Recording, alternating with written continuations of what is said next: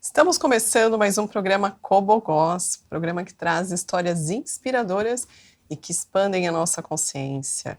E esse programa tem aqui o apoio da nossa agência Empreiteira Digital e eu estou ao lado da minha querida amiga e sócia Edilane Almeida. Epa! Mais um bate-papo, mais uma masterclass. Interessantíssimo hoje. Interessantíssima. Isso. E hoje nós estamos com uma convidada aqui muito especial. E o nosso bate-papo, ele vai falar sobre corpo, presença e inteligência emocional. E como que tudo isso molda também as nossas relações profissionais, o nosso trabalho. E para falar sobre isso, a gente está com a convidada Fernanda Cristina, que é terapeuta integrativa e professora de yoga. Ela também é professora de meditação e tem uma trajetória de mais de 20 anos em desenvolvimento humano dentro de grandes corporações. Seja muito bem-vinda, Fernanda. Obrigada pelo convite. Para mim, assim, é uma honra estar aqui.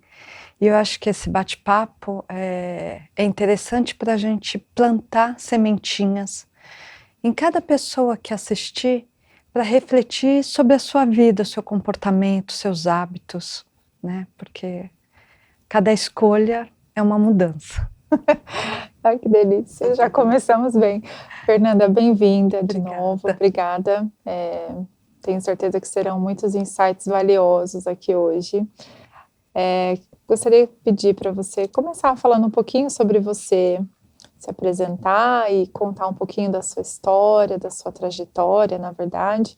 Fernanda, para quem não sabe, também foi muitos anos do corporativo, então viveu aí uma transição de carreira bastante expressiva e importante. Muitas pessoas possivelmente estão vivendo ou desejam passar por isso também, então seria legal conhecer um pouquinho mais da sua história. Bom, eu trabalhei muitos anos no corporativo, na área de call center, como gestora de equipe. Então, gestora de equipes e gestora de líderes. É lógico que era no momento de call center onde a gente tinha um foco maior no atendimento e nos seus funcionários, colaboradores, porque era a partir deles que a gente ia ter um bom atendimento, né? Um atendimento de excelência. Porque o olhar era, cuide dos seus para que os seus cuidem dos clientes. E eu acredito muito nessa narrativa, né? A gente não consegue fazer para o outro o que a gente não faz para a gente, em todos os papéis da nossa vida. Então, dentro do mundo corporativo, eu aprendi bastante na questão de gestão, na questão de relacionamento, como equilibrar gestão de pessoas, olhar para o ser humano que você está fazendo a gestão, para o ser humano que tem metas, resultados, de uma forma a não perder nem só a humanidade e o desenvolvimento desse profissional, como também atingir os resultados. E a gente percebe com um time mais equilibrado, com trabalho em equipe, com a gestão olho a olho, né, não só em cima de relatórios, mas passar a observar cada funcionário e às vezes assim, chama para conversar, por mais que existe toda uma questão de atendimento, de indicadores, mas às vezes aqueles 5 minutos de conversa, de perguntar o que o outro precisa, faz toda a diferença no resto do trabalho dele, nos atendimentos, enfim. Então, o call center me trouxe muito isso, né? E eu venho de uma época que, assim, realmente existia essa preocupação com o profissional. Porém, naquele momento, eu já estudava a parte terapêutica. Foi onde eu comecei a fazer prática de yoga, foi onde eu comecei a estudar reiki, ser iniciada, estudar radiestesia, enfim, estudar outras terapias e estudar esse ser humano que é integrado. Eu sempre procurei usar todos esses estudos no meu dia a dia, não só comigo, com a minha família, na educação da minha filha, como também com a equipe. né, com a equipe, no ambiente de trabalho. E aí, quando, na verdade, não foi uma escolha interna inconsciente que reverbera em ação da empresa, eu saí do corporativo. Naquele momento eu achava que não era a hora, minha filha estava fazendo faculdade, meu marido tinha começado a empreender. Então, assim, na nossa cabeça de CLT, um tinha que estar no corporativo. Então não era aquele momento, depois. Mas o universo é sábio, eu acabei saindo do corporativo e caí, de repente, tendo que empreender, tendo que pensar nisso, né? Lógico, eu usei muito as ferramentas que eu tinha de terapia e de perguntas e para começar a trabalhar como terapeuta, né? Naquele momento eu estava começando uma formação de yoga, começando uma formação de constelação familiar, e dentro do que eu já tinha foi onde eu comecei a trabalhar. Eu digo que empreender é um grande aprendizado, né? Pensando numa transição. A gente nunca se prepara para empreender, a gente nunca faz um planejamento. Tem pessoas que fazem, mas de repente eu acho que quem está na correria dentro do corporativo está sempre sonhando. Ai, quando eu empreender, quando eu trabalhar com o que eu gosto, a vida vai mudar. E não é bem isso, né? Porque a transformação é interna. Porém, são descobertas, né? São descobertas de você aprender a trabalhar num outro ritmo, aprender a fazer todos os papéis dentro do seu dia, né? Porque você capta cliente, você faz parceria, você está lá no operacional fazendo o que você sabe. E você vai aprendendo, depois de 1 ano, 2, 5, que você começa a olhar o seu trabalho como uma empresa. Você fala, gente, agora eu preciso estruturar. Então, é um processo, né, que não é da noite para o dia. Porém, você tem que estar muito firme do que você quer, e eu acho que nunca esquecer o teu autoconhecimento, né? Por qual motivo você acorda todo dia? Acho que esse é o ponto. Muito bom.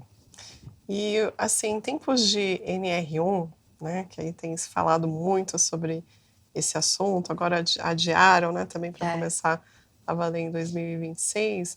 O que você vê, assim, como as principais dores e desequilíbrios das pessoas dentro dessas corporações? Eu vejo que, primeiro, as pessoas estão numa sociedade nessa sociedade moderna, muito na correria, tudo é rápido, você tem informação rápida, mas informação superficial. Por você não se conhecer, você não sabe o que é sucesso para você, você não tem o seu sentido de vida. E aí você vai para uma corporação que também tudo é rápido e você precisa se sobressair dentro da concorrência, entra numa rapidez que ninguém ainda está dando muito conta, né?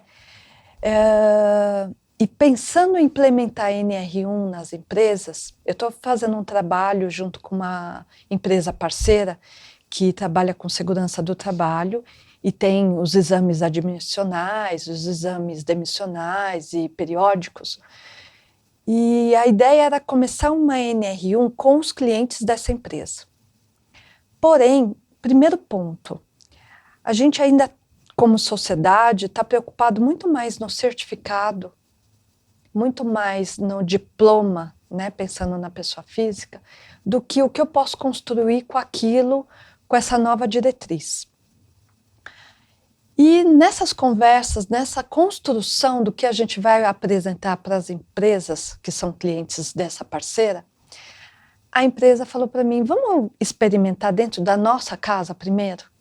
Eu achei ótimo, já que a regra, né, a multa, enfim, vai valer para o ano que vem. Então a gente está construindo módulos de treinamento desde junho e vai até novembro, de 15 dias, com os colaboradores dessa empresa. E a gente começou primeiro construindo junto com essa equipe o que é a missão, valores dessa empresa e o que a gente pode fazer com o papel e com a função de cada um, olhar para isso no nosso dia a dia. Aí o próximo passo a gente começou a falar de atendimento. E aí entra a NR1 com esse olhar do qual é o autocuidado que eu tenho comigo, como eu gostaria de ser atendido e o que eu faço para o cliente que chega. Seja o colaborador da empresa que chega para um exame com N medos, com N preocupações, na correria, né? Qual é o olhar para esse colaborador? E como eu atendo essa empresa que chega também cheio de dúvidas, dentro da segurança do trabalho, dentro de exames. Então a gente está construindo para começar a falar de NR1 e implementar. Então hoje eu vejo que a NR1 não é só falar de saúde mental, mas é como eu construo junto com a empresa esse caminho. Porque quando eu falo de saúde mental, eu falo de ansiedade, eu falo de depressão, eu falo de comparação, né? Eu olho a minha vida e olho a vida do meu coleguinha no Instagram, que está muito mais divertido que a minha, que os filhos dele são muito mais educados que o meu, como é que eu faço? Eu me sinto uma incompetente. Porém, esse caminho dentro de uma empresa requer olhar cargos e salários, descrição de papéis, contar o que eu espero para esse funcionário, esse colaborador, fazer gestão com uma certa frequência, explicar o que eu espero dele, principalmente uma geração mais jovem, que muitos deles começaram no mercado de trabalho, foram inseridos dentro de uma pandemia. Então eles não sabem ler e-mail, eles não sabem arquivar, eles não sabem como se comportar numa reunião, que roupa põe, o que eu visto, como eu fico, né? Eu estou lá no online com a câmera fechada, trabalhando na cama. Então é muito mais complexo a gente falar de saúde mental, né? E pensando sempre em unir essas duas forças, não é separar. A gente não ganha nada com a separação. É unir qual é o dever e responsabilidade do colaborador com ele, qual o dever e a responsabilidade da empresa. Como eu ensino esse gestor a olhar no olho e perceber os trejeitos, o corpo do meu funcionário, do meu colaborador, quando eu passo no corredor. E como eu ensino esses dois colaboradores em papéis diferentes a olhar sinais e gatilhos em si para falar, opa, preciso prestar mais atenção em mim. Então eu acho que é muito mais complexo. Não é só colocar algumas regras para ganhar um certificado. Fernanda, é muito complexo isso mesmo, né? Porque é uma mudança de cultura, comportamento. Dependendo da empresa, né? A empresa também ainda não enxerga isso como prioridade ou não facilita ou talvez não favoreça esse movimento, essa mudança, transformação. Como que você hoje, como autônoma, empresária, empreendedora, saindo do corporativo depois de uma transição de carreira aí tão significativa e importante, como que as pessoas podem levar esse trabalho, mostrar que isso realmente traz resultados para as empresas, essas práticas corporais integrativas? Como que você hoje leva esse tema para as empresas onde você quer atuar como empreendedor ali e fazer um processo mesmo de mudança? Primeiro, acho que o primeiro ponto, a gente acaba falando entrando no assunto produtividade, né? Uhum. Mas aí é entender que produtividade é essa. Quando eu tenho uma empresa que cultua a cultura de bem-estar e de olhar para os seus colaboradores e ter esse espaço de conversa, de diálogo, a pessoa ela começa a fazer reflexões no sentido da vida. Por que ela acorda e por que ela faz o que ela faz todo dia, né? Primeiro que ela começa a olhar a empresa como, poxa, ela está olhando para mim de alguma forma, ela está investindo em mim. E segundo, que eu acho que precisa ter uma cultura de incentivar esse colaborador a parar aqueles 15 minutos, meia hora, uma hora, dependendo do negócio, né? E do tempo que é organizado para essas pausas, para que ela veja a importância de aquela pausa, ela vai gerar uma produtividade, não no sentido de quantidade de atividades que eu vou fazer, mas o quanto no estado de presença eu consigo ter mais clareza e entregar uma solução melhor para aquilo que eu estou fazendo. E melhor, pensar não só no resultado daquele projeto, mas o ganho de todos os envolvidos. Estar aberto para uma negociação, para uma conversa. Estar aberto para entender que, assim, nem sempre meu ponto de vista naquele projeto é o melhor. O quanto a gente pode abrir para novas perspectivas, para novos olhares, para construir algo junto. Sair daquele lugar do a minha razão, a minha verdade, eu é que vou brilhar sozinho, e perceber que, assim, em conjunto, a gente cresce muito mais rápido, a gente vai além, a gente gera menos esforço. Eu vou fazer uma metáfora com o corpo. Quando eu levanto um braço, a gente está no automático, no dia a dia. Eu levanto um braço, o braço ele torna-se pesado. E muitas vezes, quando eu não uso o corpo inteiro para buscar e pegar algo, virei e vou pegar um objeto. Aí no fim do dia, nossa, deu uma fisgada e eu não sei nem aonde que eu tô com essa dor, aonde surgiu a dor. Por quê? Eu só fui na ação de fazer algo. O fazedor. O fazedor faz dor. Agora, quando eu estou no estado de presença e olho o meu corpo como algo integrado, para eu elevar o braço, eu preciso do trabalho dos outros músculos, articulações. Eu preciso estar centrado no meu corpo.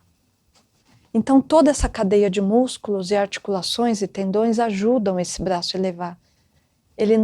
A densidade dele muda, eu não faço tanto esforço. É isso que eu percebo que a gente precisa levar para as empresas. Juntos, o esforço é menor. Juntos, a gente consegue pensar com mais clareza. Juntos, a gente consegue ter projetos que olham para mais lados, para mais pontas, e a gente consegue amarrar melhor essas pontas. E tudo isso começa no corpo, tudo isso começa a integrar mente, emoção, corpo, os insights que vêm. Ô Fê, mas você entende que isso tudo gera algum resultado? Acho. Tem algum dado que a gente possa, inclusive, compartilhar aqui, né? Alguma informação de algum trabalho que você, né, ou essas práticas todas contribuem, de fato, para uma entrega diferenciada, que seja no clima, né, no contexto como um todo, não só na produtividade? Hoje, assim, já faz acho que uns 4 anos que eu trabalho para uma empresa que presta serviço para outras, Algar, Coca-Cola, e Algar mesmo. Toda segunda de manhã eu dou aula de yoga meia hora. E eu percebo que, além da quantidade de pessoas que participam, estão aumentando, né? Eu conversando com a empresa para a qual eu presto serviço, ela fala que o movimento dentro do grupo de pensar, de olhar e até da produtividade da semana, porque eu começo a segunda, flui diferente. Porque eu trago muito, não só o despertar do corpo, quanto alongamento, quanto a essa sensibilidade de observar o corpo, mas essa reflexão de conduzir uma meditação pensando na gratidão, pensando no o que ela pode construir na semana dela, nos projetos dela, que pode agregar para outras pessoas, para o time, nesse lugar de servir. Então eu percebo que um vai convidando o outro e esse grupo vai aumentando. Na outra empresa que eu trabalhei, com o yoga, então era um dia presencial com 1 hora, outro dia era meia hora online. As pessoas começaram a conversar entre si, né? Se relacionar no dia a dia de uma conversa de trabalho melhor, porque começaram a conhecer e interagir na própria aula de yoga. Começaram a parar e respirar antes de entrar numa reunião, antes de entrar numa situação que acha que é delicada, né? Trazer esse lugar não só dentro da corporação, mas pelos atendimentos individuais que eu tenho e que isso reflete na corporação, no dia a dia. Chegava fechamento de mês, principalmente quem é do financeiro, a pessoa começava a ter pânico. Então, ela entender as ferramentas internas que ela tem, de respirar, de ir para o corpo. E eu não estou invalidando o processo terapêutico tradicional que a pessoa faz, algum remédio que a pessoa toma. Eu estou falando em complementar terapias. O quanto ela usa isso, e hoje os fechamentos mensais são mais leves. Então, o que ela gastava uma semana e às vezes ela não tinha clareza e ocorriam erros, porque são números, hoje ela gasta menos tempo e o resultado sai melhor. Né? Até teve um dia que ela falou assim: Fernanda, eu estou alucinada olhando meus relatórios de números e eu não consigo ir para o atendimento de barra de axis. Aí eu falei: vem, faz 1 hora e volta. Ela veio nervosa, ansiosa. Quando ela voltou, parece que teve uma clareza naquelas planilhas. Tudo mudou, né? Então eu falo que assim, é a mente, né? A mente, ela está ali para nos ajudar a analisar. Mas se a gente entra o emocional junto, e o medo, e a culpa, e a cobrança, a preocupação, a gente dá um espaço para a mente controlar e ficar nos julgando, que não nos ajuda em nada, né, no dia a dia. Interessante, né? Eu vi uma curiosidade, eu vi um estudo ontem sobre praticantes de yoga com 65 anos de idade, que os cérebros se assemelham às pessoas de 45. Olha que legal. Então, é um movimento, né, uma mudança, uma transformação cerebral muito significativa aí, em função desses momentos, né, de meditação, porque são pausas importantes. E você né? é uma praticante de yoga. Longevidade. Longevidade. Eu também pratico. Eu ainda não estou no recomendo. yoga, né? Mas vale aí experimentar. Eu sou de uma outra turminha aí. Mas cada um faz um encontro, né? O importante é você iniciar algo, né? E diante disso tudo que você estava falando, eu estava até também refletindo aqui, como que faz para a pessoa ter uma virada de chave? Porque é muito, para quem está de fora, olhando alguém que está vivendo uma crise, a gente observa e fala: nossa, essa pessoa está com alguma questão, ela precisa olhar, né? Se olhar ali, ter esse estado de presença que você comentou agora há pouco. Mas como que faz para criar essa consciência, para trazer esse holofote para esse ponto e a pessoa se conscientizar que ela precisa fazer algo por ela, se priorizar? Eu acho que o primeiro ponto é a gente tratar esse autoconhecimento, a saúde mental e o bem-estar e a qualidade de vida como algo importante. Eu acho que a gente está falando, né? Mas ainda existe um tabu. Por muito tempo, buscar um terapeuta, uma psicóloga, um psicanalista, não era considerado algo normal e aceitável, né? Então, eu acho que a gente precisa olhar e ir desconstruindo isso nas nossas conversas. E falar mais: olha, eu pratico yoga, eu passo com um psicanalista, e qual é a diferença que isso está acontecendo? Né? Então, divulgar isso e divulgar estudos. Quando eu sou formada pelo IEP, que é um curso fundado pela família Rojo, Marcos Rojo. E sempre nos congressos de yoga que eles fazem, eles trazem pesquisas feitas por Harvard, por pesquisas feitas no Einstein, da importância da prática de yoga e meditação no dia a dia. Lógico que a pessoa que está passando por aquela questão e está, né, no automatismo, é natural que ela entenda que é mais importante ela entregar, né, ela dar conta de todas as atividades do que parar. E que isso tudo é balela. Às vezes ela vai se dar conta quando ela chegar numa situação realmente de crise. Né? Como dizem, ou é no amor ou é na dor. Né? Então, e a gente já normalizou, e eu não estou falando que não é importante, tem casos e casos, né? A gente normalizou, eu tomo remédio para acordar, eu tomo remédio para dormir, em vez de buscar uma natureza. Eu não estou falando que o remédio não seja importante.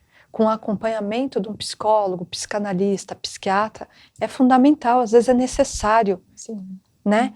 Para poder ter um respiro para você buscar outras alternativas. E ir desmamando aos poucos, com acompanhamento. Né? E eu acho que assim, um professor de yoga, um terapeuta integrativo, ele não tem condições de fazer essa análise. Começa daí. A gente tem que dar o devido endereçamento para isso. Mas, às vezes eu vejo as pessoas assim, ai, tô com dor de cabeça, ai, tô ansioso. E assim, e a gente tem ferramentas internas, que é uma respiração, é um relaxamento, é voltar para o corpo. O corpo, ele é ótimo. Eu tô ansioso, eu tô preocupado com uma reunião que eu vou entrar, com um material que eu tenho que fazer, para uma conversa que eu vou ter. Volta para o corpo, né? Olha como é que está teu corpo. Olha como você está pisando. Volta para a tua estrutura. Né? A coluna é a sua estrutura, a tua sustentação. Quando você começa a olhar e ter interesse por isso, você muda um pouco o foco daquela preocupação, daquele resultado. Mas é treino, né? Não é da noite para o dia. Tudo é treino nessa vida. Tudo é treino. Tudo é treino. E não significa, eu medito 5 anos. Vou escorregar. Claro. Tudo bem. Ainda bem. E tudo né? bem, e tudo bem. É o que eu falo. Ser humano. Treina, né? Todo dia é treino e tenha certeza que a gente vai escorregar. Engraçado, né, Fernanda? Você me perguntou ali um pouco antes de entrar aqui na gravação. A Fernanda chegou e falou assim: eu queria saber como é que você dá conta de tudo. Eu cheguei, né, correndo, enfim. E aí eu falei: simples, eu não dou conta. Porque realmente esse é um exercício, né? Saber que não vai ser possível dar conta de tudo. A gente prioriza. E não sofrer com essa priorização também, porque senão é isso. Mas voltando um pouquinho aqui, eu queria entender, eu ouvindo você, entendo que existe um caminho possível entre resultado, performance, entrega e o bem-estar, a saúde, o emocional, essa harmonia corporal, inclusive. Entendo que esse seja o objetivo, né, principal das pessoas aí, e com dicas muito valiosas que você já trouxe aqui, né, de momentos de reflexão e da sua experiência na transição de carreira. O que foi mais difícil para você nesse processo todo? Eu acho que primeiro é a convenção da semana. Você começa a semana e não saber o que você vai fazer. Porque quando você está no corporativo, a tua agenda já é tomada por reunião, por atividades, ações, e você está entrando numa outra atividade que talvez a forma que você trabalhava, você tem que destruir tudo e começar tudo de novo. Empreendendo também, né? É a mesma coisa, os empreendedores que estão assistindo a gente aí, é a mesma rotina. Então você está reaprendendo a trabalhar. Eu acho que é o primeiro susto. Né? Você começar a segunda-feira e falar, e agora? Eu faço o quê? né? Qual a próxima ação? Porque nada, dentro de uma empresa, por mais que você vai pensar e vai estudar e vai planejar, mas as demandas, mais vem demandas do que você cria as demandas. E no teu negócio você tem que começar a criar. E aí, como é que você cria? Essa é uma mudança importante. Essa é uma mudança importante. Então, eu acho que o primeiro é estar na disposição de aprender. Eu acho que viver é estar na disposição de entender que você sempre é um aprendiz. Sempre, sempre, sempre. Você vai aprender a ser mãe, você vai aprender a ser esposa, você vai aprender a ser amiga, você vai aprender a ser filha. E filha, assim, em várias idades dos seus pais. Né? E aprender a empreender, aprender a voltar porque assim, eu saí, empreendi, depois eu voltei para o corporativo, porque eu achei que eu não estava dando conta, e talvez não era o momento, né? E foi com terapia que ok, isso não é fracasso, isso é, volta lá que você tem algumas coisas a aprender, para depois um dia você empreender, né? Depois eu saí de novo.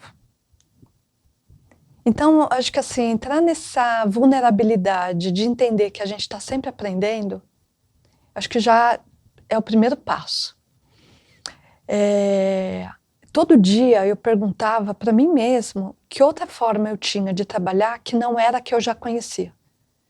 Então, uma dica que eu dou para todo mundo que eu atendo e que eu faço, fica na pergunta.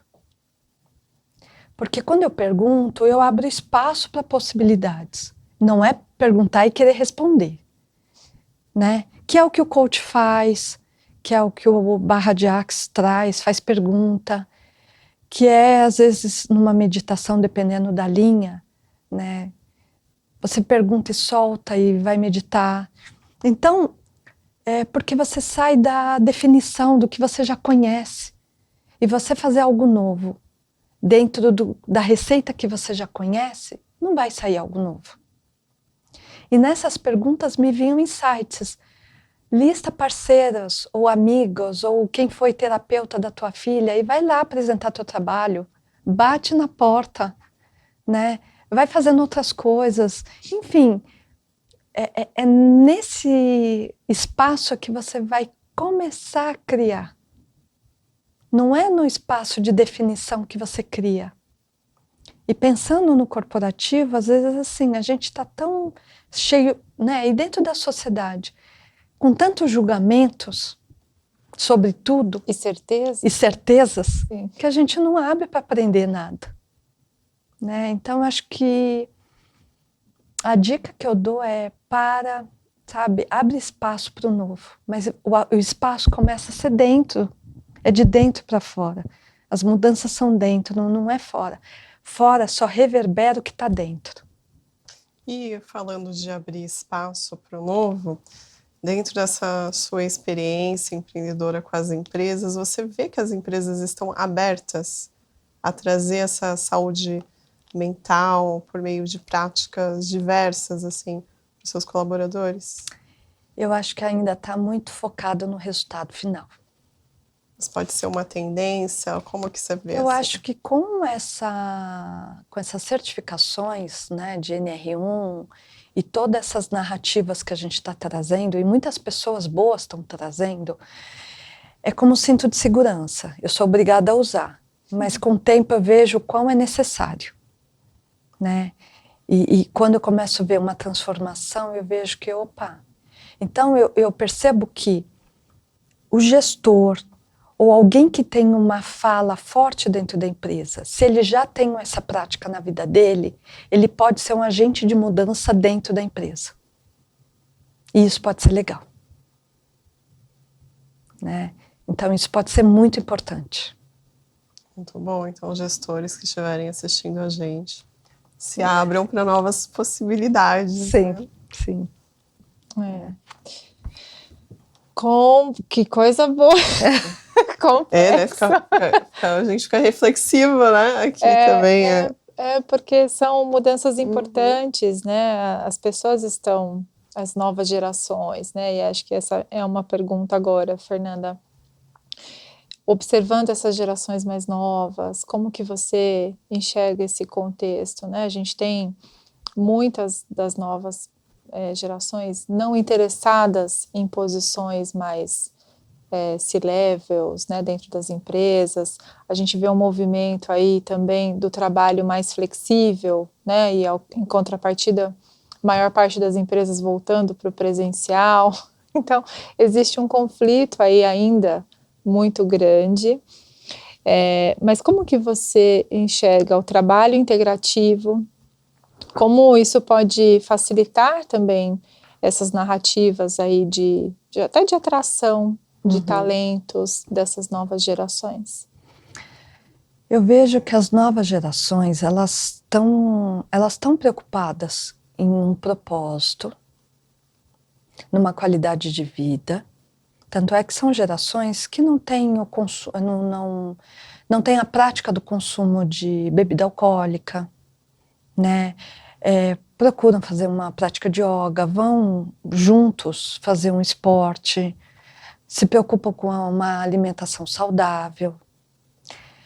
Então, eu vejo que é uma educação, ao mesmo tempo que a gente também precisa educar, né, os jovens no mercado corporativo, e não estou falando de limitar as pessoas em geral, né, em colocar numas caixas.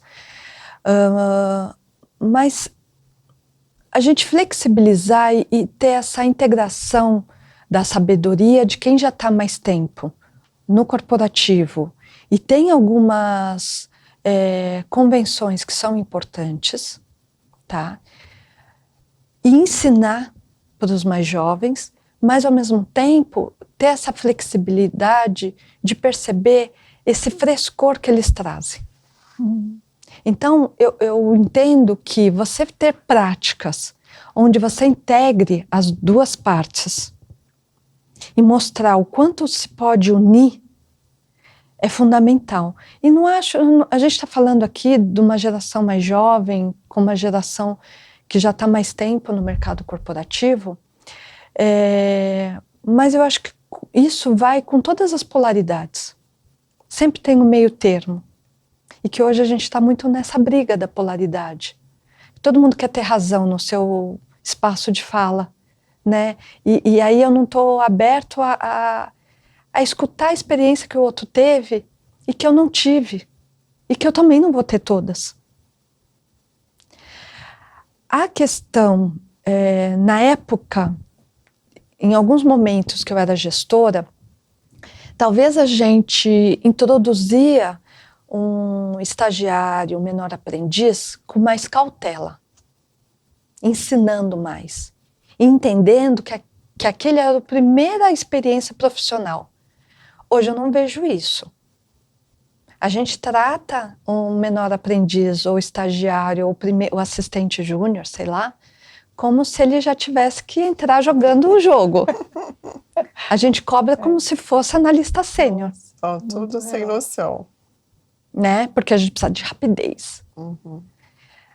A gente, na nossa vida, né? Porque o que a gente faz na nossa vida pessoal reflete na vida profissional, ou em todos os papéis.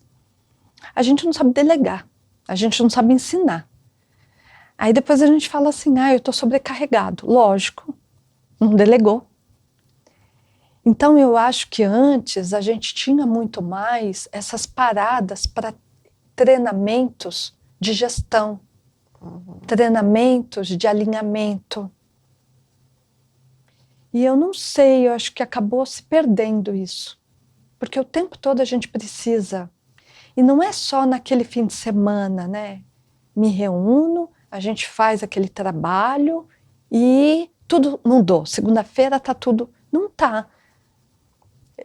Eu tenho uma experiência dentro do ABN, no telemarketing, que foi uma experiência de treinamento de vendas, que não só a equipe de call center foi para o treinamento, mas a área de qualidade, de treinamento, todo mundo. Então, teve que revisitar formulário de monitoria, todo mundo teve que reaprender esse novo modelo que foi ensinado. E é lógico que é natural a gente voltar para a prática antiga, porque você está há muito tempo fazendo. Então, o que eu digo é buscar formas de treinar, mas como eu vou manter esse novo olhar? Nossa, escorreguei, mas eu continuo.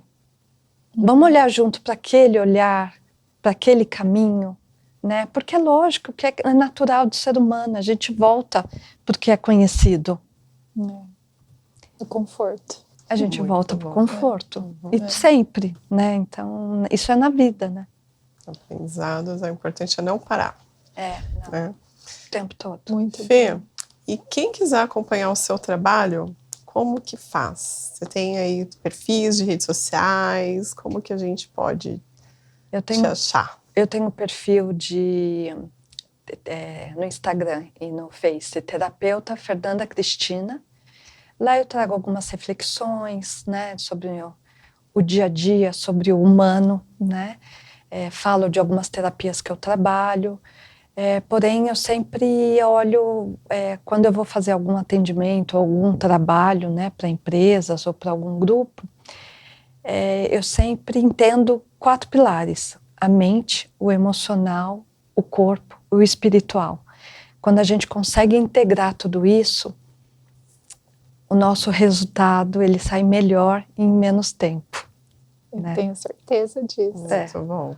Que delícia de papo. Muito bom, né? A gente sempre está falando de negócios, resultado aqui, aí, ó, também a gente fala de saúde mental no mundo dos negócios. Sim, né? e que é necessário. Foi um prazer.